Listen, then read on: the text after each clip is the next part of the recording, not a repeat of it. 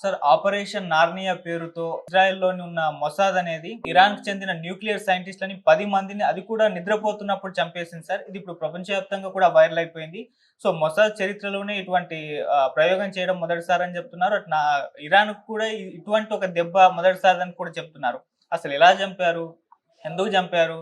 ఈ operation Narnia అని పేరు పెట్టడం వెనుకన ఏమన్నా రీజన్ ఉందంటారా? మరి దీనికి సంబంధించి ఎటువంటి డీటెయిల్స్ ఉన్నాయి సార్?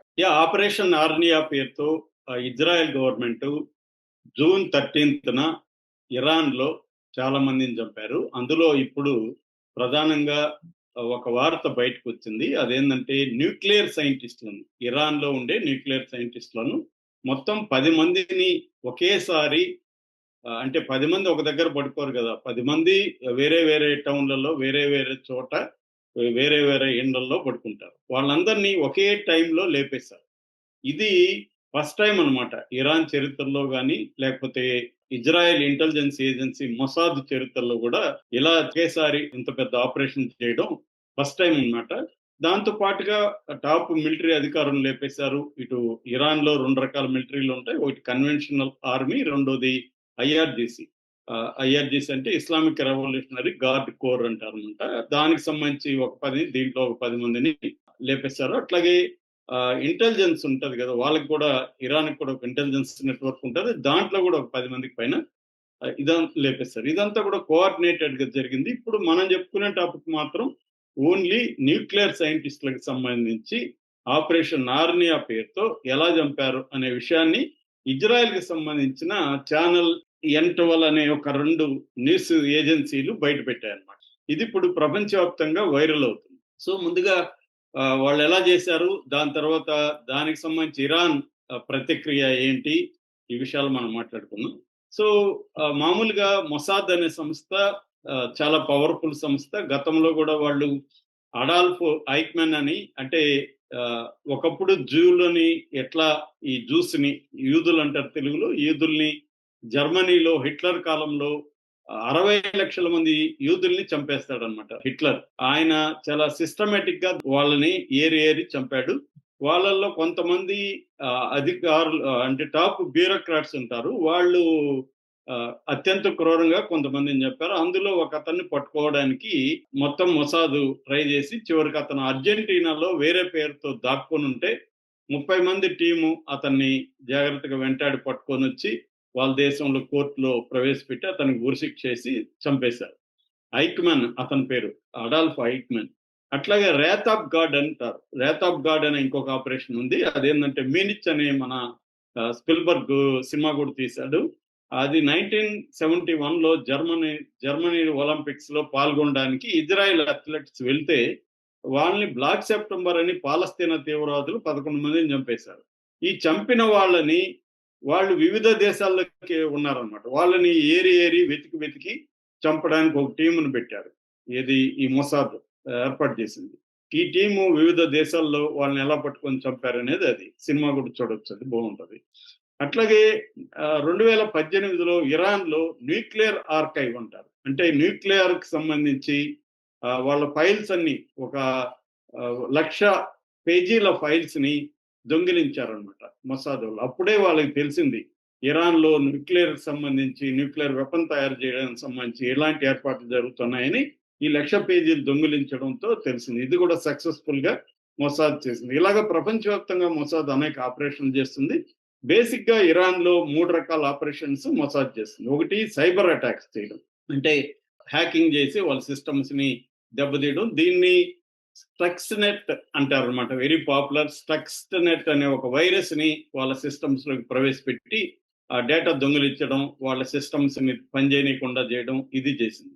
రెండవది వీళ్ళ సైట్‌లని, ఈ న్యూక్లియర్ సైట్‌లని సబోటేజ్ చేయడం. సబోటేజ్ అంటే ధ్వంసం చేయడం. మూడవది అసాసినేషన్ చేయడం. ఇప్పటివరకు ఇరాన్ మొత్తంగా ఇజ్రాయెల్ ఇరాన్‌లో మొత్తంగా 14 మంది టాప్ సైంటిస్ట్‌లని చంపేశారు. ఫస్ట్ వాళ్ళు చంపిన సైంటిస్టు 2020లో మొహ్సేన్ ఫక్రీజడేన్ అనే ఆయన్ని చంపారన్నమాట. ఇది కూడా ఒక రోబో స్నైపర్. స్నైపర్ మనిషి ఉన్నాడు అక్కడ. ఒక ట్రక్‌లోకి ఒక రోబో స్నైపర్‌ని పెట్టి ఇతనున్న కారు మీదకి కాల్పులు జరిపించి చంపారన్నమాట. హై టెక్నాలజీని ఉపయోగించడం అనేది మొసాద్ ఇప్పటి నుంచో చేస్తుంది. అలాగా ఇప్పుడు ఆపరేషన్ రైజింగ్ లైన్ లో భాగంగా ఆపరేషన్ నార్నియా అనే పేరుతో నిద్రపోతున్న 10 మంది సైంటిస్టులను ఒక్కసారిగా ఎలా లేపారు అంటే, అసలు ఈ పేరు ఎందుకు పెట్టారు? ఫస్ట్ నార్నియా అనే పేరు. నార్నియా అనేది పేరు ఏంటంటే, సిఎస్ లూయిస్ అనే ఒక రైటరు 1950 నుంచి 56కి 7 నవలలు రాశాడు. క్రానికల్స్ ఆఫ్ నార్నియా అని. ఈ మళ్ళీ అవి సినిమాలుగా కూడా వచ్చాయన్నమాట. సో ఈ నార్నియా అనేది ఏంటంటే ఒక ఊహా ప్రపంచం. ఆ ప్రపంచంలో యానిమల్స్ మాట్లాడతాయి. ఇందులో అస్లాన్ అనే ఒక లయన్ ఉంటది. అది అందరినీ కాపాడుతూ ఉంటది. అందుకని వీళ్ళు నార్నియాని ఎంచుకున్నారంటే ఇది రియల్ గా ఇలా చంపగలరా ఎవరైనా అనుకుంటారు. ఇది ఒక అద్భుతం కాబట్టి నార్నియా అనేది పేరు పెడదామని వాళ్ళు అనుకున్నారు.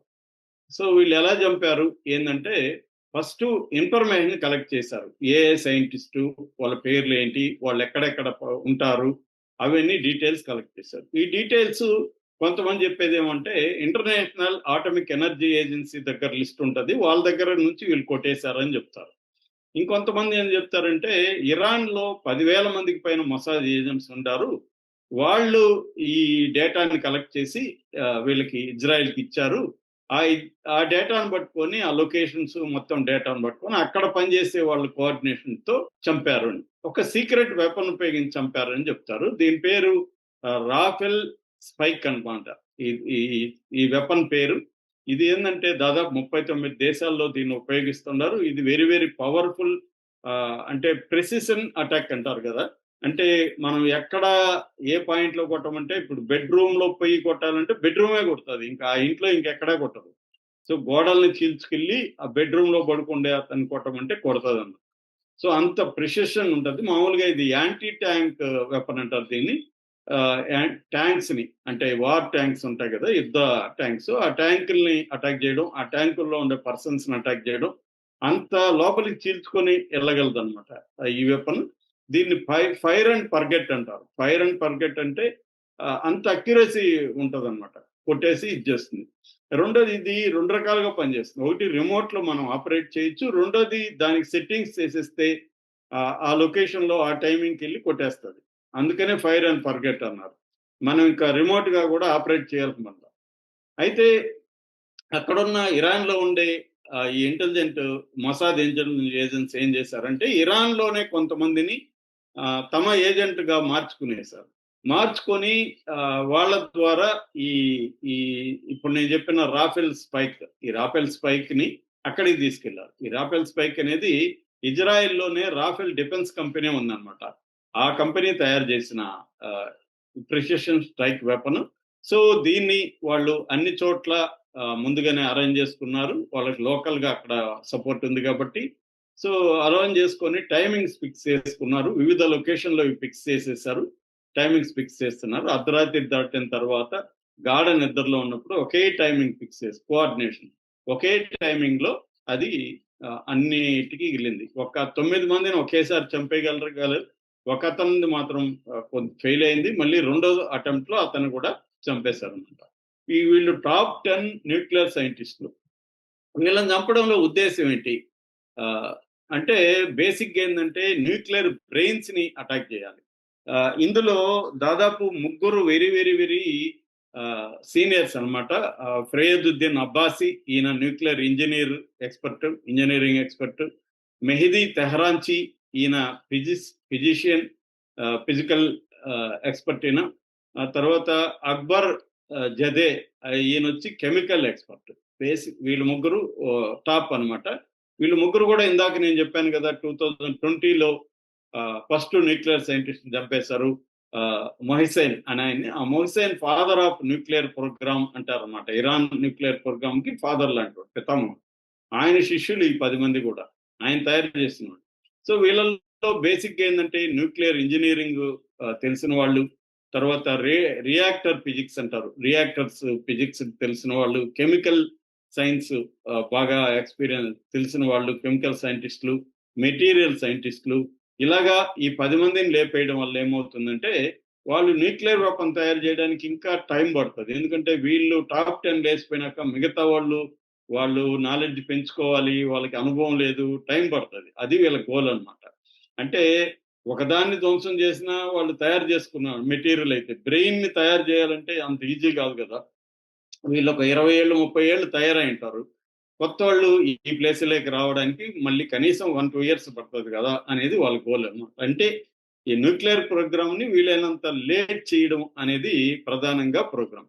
రెండవది ఆహ్, ఒక సైకలాజికల్ వార్‌ఫేర్ అన్నమాట. సైకలాజికల్‌గా వాళ్ళని దెబ్బతీయడం. అంటే నీ దేశంలోకొచ్చి అదేదో బాలకృష్ణ డైలాగ్ ఉందే, అలాగా నీ నట్టింట్లోకొచ్చి, నీ అడ్డాలోకొచ్చి నేను చేయగలుగుతాను దమ్ముంటే ఆపురా అని. అలాగా వాళ్ళు ఒక ఛాలెంజ్ విసరడం. ఇరాన్‌లో ఉండే ఒక భద్రతలో ఉండే న్యూక్లియర్ సైంటిస్ట్‌లకే భద్రత లేకపోతే ఇంకెవరికి భద్రత ఉంటది? ఒక టాప్ మిలిటరీ చీఫ్‌కే భద్రత లేకపోతే ఇంకెవరికుంటది? అంటే వాళ్ళనుకుంటే ఇరాన్ ప్రెసిడెంట్‌నైనా గూడా చంపేయగలరు. అందుకనే ట్రంప్ జెప్పాడు, నేననుకుంటే చంపగలం మేము. మాకు తెలుసు నువ్వెక్కడున్నావని. కాబట్టి ఆ స్థాయిలో అంటే నీ దేశంలో ఎక్కడున్నా దాక్కున్నా, లేదా ప్రపంచంలో ఎక్కడ దాక్కున్నా మేమనుకుంటే లేపేస్తాము అన్న ఒక సిగ్నల్‌ని పంపించడం వల్ల ఏమవుతుందంటే, నిరంతరం భయంలో ఉంటారు. కొత్త వాళ్ళు ఈ ప్లేస్‌లోకి రావడానికి భయపడతారు. ఇంకొక సైంటిస్ట్ తయారు కావడానికి భయపడతారు. అసలు స్టూడెంట్సే ఫిజిక్సు, ఈ న్యూక్లియర్ సైన్స్ చదవాలంటే భయపడే పరిస్థితి తీసుకురావాలి అనేది వీళ్ళ ఉద్దేశం. కానీ ఇరాను వీటన్నిటిని తట్టుకొని నిలబడుతుంది. ఇరాన్ ఏం చేస్తుందంటే, ఇప్పుడు ఒకవేళ వీళ్ళని చంపితే ఏముంది? ఇరాన్‌కి రష్యా హెల్ప్ చేస్తుంది. రష్యా సైంటిస్టులొస్తారు. ట్రైనింగ్ ఇచ్చేసిపోతారు. లేకపోతే ఆ ఫార్ములాలు అవన్నీ వీళ్ళకి నేర్పిస్తారు. ఉత్తర కొరియా నుంచొస్తారు. చైనా నుంచొస్తారు. పాకిస్తాన్ నుంచొస్తారు. న్యూక్లియర్ బాంబులున్న చాలా దేశాలు వీళ్ళకి ఆల్రెడీ హెల్ప్ చేసే దేశాలు కనీసం ఈ 4 అయితే ఉన్నాయి. కాబట్టి ఇజ్రాయెల్ అనుకున్న టార్గెట్ అయితే నెరవేరదు. ఓన్లీ సైకలాజికల్ వార్‌ఫేర్ మాత్రమే నెరవేరుతది తప్ప, వీళ్ళని చంపేసినంత మాత్రాన న్యూక్లియర్ ప్రోగ్రామ్ నిజంగా వాళ్ళు చేయాలనుకుంటే న్యూక్లియర్ బాంబ్‌ని ఆపలేరు అనేది చాలామంది చెప్తున్న విషయము. దీనికి ఇరాన్ ఏం చేస్తుందంటే, దాదాపు 700 మందిని చంపేసిందనమాట ఈ 12 రోజుల్లో ఒక లెక్క ప్రకారం. ఈ రోజు గూడా ముగ్గురిని ఉరితీసింది. ఏది మొసాద్ ఏజెంట్లని. మొసాద్ ఏజెంట్లు గావచ్చు, వాళ్ళకి సహాయం చేసినోళ్ళు గావచ్చు. ఇడ్రిస్ అలీ, అజాద్ అనే ఒకతన్ని, రసూల్ అనే ఒకతన్ని ముగ్గురిని ఈరోజు ఉరిమా అనే ఒక జైల్లో ఆహ్, వాళ్ళని ఉరితీసేశారు. ఈ 13వ తేదీ నుంచి ఇప్పటి వరకు 700 మందిని ఉరితీశారని ద టైమ్స్ ఆఫ్ ఇజ్రాయెల్ రాసింది. అదెంత నిజమో మనకు తెలీదు గానీ, ఎందుకంటే ప్రపంచంలో ఉరి శిక్షలు ఫస్ట్ నంబర్ 1 వచ్చి చైనా అనమాట. చైనా ఎక్కువ మందికి ఊరేస్తుంటది. నంబర్ 2 వచ్చి ఇరాన్ అనమాట వరల్డ్‌లోని. ఇది human rights watch, Amnesty international చెప్పిన విషయం. కాబట్టి 7 మందిని ఈ 12 రోజుల్లో చంపుండొచ్చు కదా! అంటే చంపుండొచ్చు ఇరాన్. ఎందుకంటే అన్నిటికంటే ఇంపార్టెంట్ వాళ్ళ దేశంలో ద్రోహం చేసినోళ్ళని, దానివల్ల ఏమైంది ఇప్పుడు దాదాపు 1000 మందికి పైన చనిపోయినారు వాళ్ళు. ఒక 5,000 మందికి పైన సీరియస్‌గా గాయపడ్డారు. ఒక దేశమే అతలాకుతలమైపోయింది గదా! ద్రోహం వల్ల. కాబట్టి ఆ ద్రోహాన్ని క్షమించమని జెప్పి ఇప్పటివరకు 700 మంది, అందులో మహిళలు గూడా ఉన్నారు. ఈ మొసాద్ ఏం జేస్తుందంటే, చాలా మంది మహిళలను గూడా ఏజెంట్లుగా తయారు జేస్తుందనమాట. వాళ్ళు డాక్టర్లుగా, క్లర్కులుగా, లేకపోతే కంప్యూటర్ ఆపరేటర్లుగా రకరకాలుగా వృత్తుల్లో సెటిల్ అయిపోయి ఉంటారు. వాళ్ళకి బ్రహ్మాండమైన ట్రైనింగ్ ఇచ్చుంటారు. ఎలా ఇన్ఫర్మేషన్ కలెక్ట్ చేయాలి? ఎవరితో ఎలా మాట్లాడాలి? సైకలాజికల్‌గా ఎవరిని ఎలా మానిప్యులేట్ చేయాలి?